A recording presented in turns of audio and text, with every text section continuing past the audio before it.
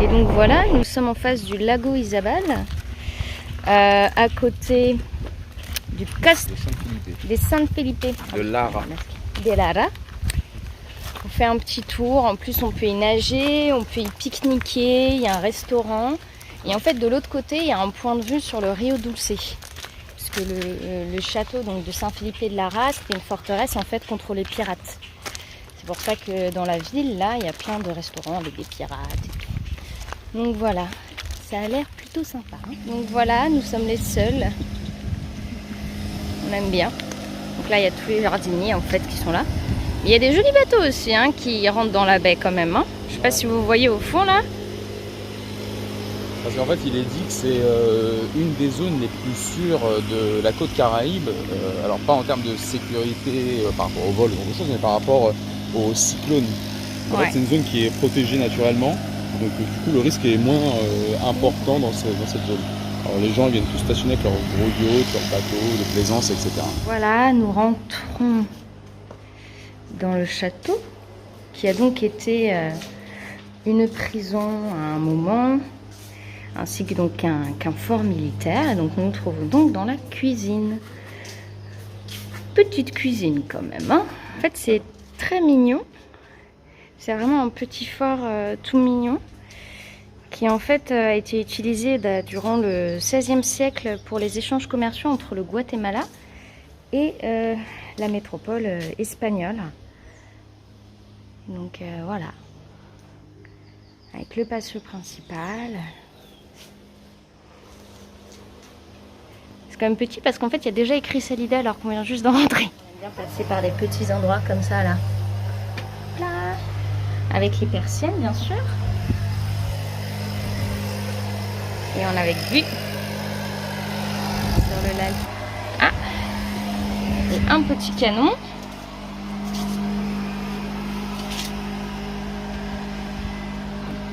Petit quand même le canon. Hein. En République Dominicaine, ils étaient quand même vachement plus gros. Hein. En même temps, cet endroit quand même en fait est isolé. Donc comme disait Salah, il est protégé des rafales des cyclones.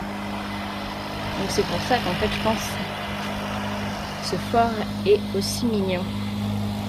Nous nous trouvons dans la chapelle, ce petit mur en bois, ainsi que, on ne sait pas, on fera la traduction. Voilà, et là on continue vers des endroits, c'est bien parce qu'on voit rien. Voilà, donc en fait ici il y a de l'eau. Donc en fait ici ça devait être... voilà, je sais pas quoi, con agua. Donc bon, je pense que ça doit arriver sur le fleuve, donc on va remonter. Voilà, c'était la traduction, c'est quelque chose avec de l'eau, il y a bien donc de l'eau. Bon, c'est aussi la beauté du live. Hein. C'est la beauté du live. Enfin, il n'y a par contre aucun objet. Et je crois pas qu'il y a un musée, donc ils ont vraiment dû plus avoir d'objet du tout. C'est par là, il y a de la lumière. Allons vers la lumière. Oula, vraiment se pencher. Bon, peut-être pas que c'était, il fallait passer par là. Hein. Je pense pas. Vu le trou, je suis pas sûre que ce soit touriste safe, comme on dit. Ah oui. Voilà. Nos barrages. Bah, il n'y avait pas écrit qu'il fallait pas aller là-bas, donc voilà. Nous ne sommes pas descendus, nous sommes montés. Par contre, est-ce que nous pouvons monter là? Non, c'est la tour, je pense, là-haut. Ouais, donc allons voir. Il y a écrit nos barrages. Il n'y a pas écrit nos subir. Donc allons monter. Hop. Ah, il y a un canon. Et donc en fait là les lanchas elles vont jusqu'à Livingston, qui est un village où en fait il n'y a pas de voiture. Donc sur la côte des Caraïbes, en fait il y a accessible en lancha, par le Rio, par le Rio. Pas de route en fait. Et les habitants n'en veulent pas. Chirac qui a été cité dans les livres. Et en fait, c'est une communauté Garifuna, donc les personnes que nous avions rencontrées aussi au Belize. Ouais, ça c'est des descendants d'esclaves issus de l'Afrique, des Antilles, etc., qui avaient été ramenés par les Espagnols et par les Anglais. Et du coup, effectivement, ils ont été, ils ont pris leur quartier du coup sur la côte des Caraïbes. Alors on sait qu'il y en a ici au Belize, parce qu'effectivement on en a vu. Il y en a ici, donc sur Livingstone. Il y en aurait très certainement du coup dans les pays suivants, à savoir le Honduras, le Nicaragua. Et c'est ce qu'on va découvrir par la suite.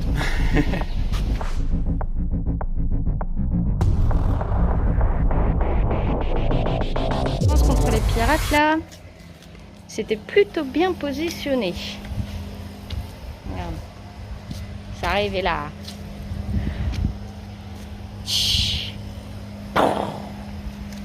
On va mettre un bel effet. Ah bah tiens, il y a des gens en lancha. Là, on a des vrais canons. Parce que des fois, il y a des canons, mais c'est des répliques. Là, celui-là, il est bien corrosé par l'eau. Hein. C'est magnifique. Il fait un peu chaud. Hein. Mais bon, on commence à avoir l'habitude. Hein. Mais en fait, c'est surtout l'humidité. C'est-à-dire que l'humidité, ça, on a un petit peu de mal quand même. Faut vraiment qu'on arrive à s'y habituer là, parce qu'après on va avoir ça jusqu'au Costa Rica. Donc on visite des vieux bâtiments, des vieux endroits, même en France, c'est qu'en fait tu te rends compte qu'au XVIe siècle quand même l'électricité c'était quelque chose. Hein. Si on a besoin de recharger les portables. Hein. C'est ça, hein, ça pouvait servir même pour recharger l'ordi ou le drone. Bah oui, bah oui. Donc bon, ce qui est marrant, c'est qu'on a vu donc sur Netflix la Guatemala Terra Maya que nous recommandons vraiment. Ouais, très très beau, documentaire quand même. Alors même si ça fait un peu pub, propagande, ouais, donc au sens de pub, puisque c'est quand même le gouvernement guatémaltèque, l'Institut du tourisme, l'Institut national du tourisme qui participe. Ça reste un très très beau documentaire et ça donne envie du coup de visiter le pays, hein, clairement. C'est super. Et il y a donc ce château, c'est pour ça qu'on l'avait noté, et il paraît un peu plus grand quand même. Là, il paraît un peu plus petit. Mais en fait, ça va.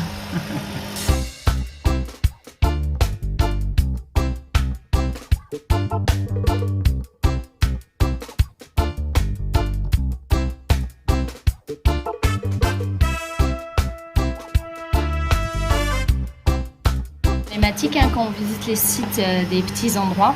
Parce qu'en fait, il n'y a pas souvent. Oh, il y a même une pirogue. Ah, ça, j'avais pas vu, dis donc. Une petite pirogue, c'est marrant ça. Oui, donc, pardon, je disais. Donc, en fait, la problématique, c'est qu'il n'y a pas souvent des explications. On a eu de la chance pour Tikal, même pour Yaksha, il y avait des explications, on avait le plan. Enfin, voilà, on a quand même pu avoir des informations. Mais c'est vrai que là, bah, par exemple, on a le nom des pièces. On ne sait pas si ce château a été attaqué. Il y a écrit un petit peu d'histoire sur le ticket. Mais en fait, c'est vrai que bon, ça manque un peu quand même depuis les États-Unis de ne pas avoir d'explication. Il faut que ce soit nous qui recherchons, ce qui est bien aussi d'une certaine manière, puisqu'on fait nos recherches un peu plus approfondies pour savoir l'histoire des lieux.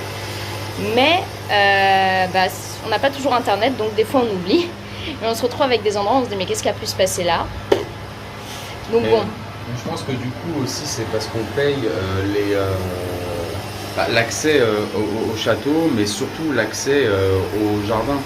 Donc le jardin, là si tu peux montrer, on montrera certaines images ensuite. Voilà, c'est un jardin quand même qui est très propre, très bien entretenu, ouais, et qui est très grand. Et surtout là sur la droite, donc voilà, là où il y a la lancha, donc grosso modo, c'est une zone de baignade. Oui. Donc d'abord il y a ce point et ensuite on peut se baigner, enfin on peut rester en tout cas ici toute la journée, c'est-à-dire jusqu'à la fermeture à 17h. Donc on a pris quelques trucs pour faire le pique-nique, on va prendre le pique-nique après. Il y a ça, et il y a le stationnement qu'on a payé, donc 20 quais de salle, sont environ 2 € et des poussières. Pareil, c'est un stationnement à l'extérieur, mais qui est pour toute la journée, sécure, parce que a priori c'est chez l'habitant quand même. Hein. Et comme toujours dans les endroits, dans les châteaux du 16e, 17e siècle, il faut toujours à la tête, voilà. Hein, on baisse toujours la tête parce que ici, bah, on n'oublie pas, hein, les personnes du Moyen-Âge quand même, au Moyen-Âge, n'importe quoi. Les personnes de cette époque-là étaient quand même beaucoup plus petits que nous. Enfin, ils étaient plus grands que les Mayas, mais ils étaient quand même plus petits que lui. Hein. Voilà. Là, debout, bah, debout, il touche en fait. Hein. il reste moins d'une main.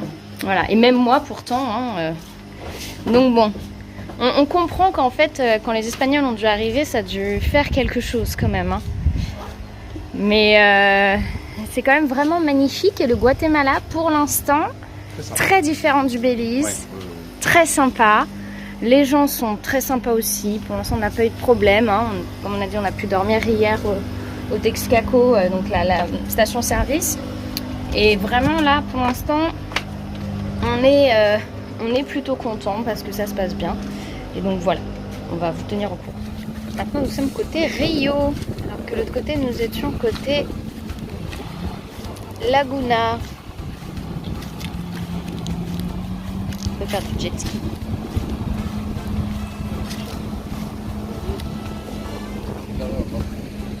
Et donc en fait dans ce parc il y a aussi en fait un cimetière.